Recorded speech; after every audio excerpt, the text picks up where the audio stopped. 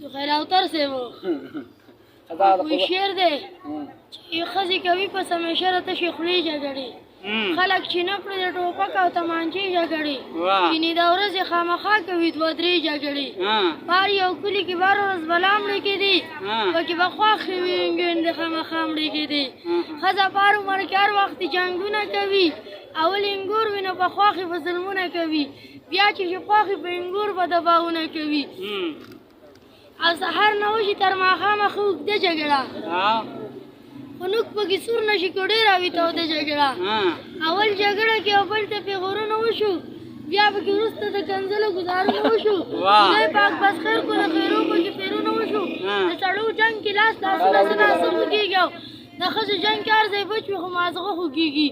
او بیا به ګورېږي لوپټه باندې سر تړلي بالټې مخ ته ټوله ورځ تر مازدیګر تړلي د شین کاغذ ګولۍ پلو پورې اکثر تړلي هغه چې وخوري لږ ارامو کې دمه شي او سبا له بیا بلې جګړې ته تازه شي په قربانۍ کې به اختیار ساتي په غوښه باندې د غټ خانک نخپې راتاو به کي په مخه باندې او چې چا له څه لېږي نو ځي د دې په خوښه باندې خپلو ګره به د پستې غوښې په انډوکې لېږي او د چشمو خپلو له به وازګي او تش هډوکې لېږي بس دی که نه ډېر اعلی ډېر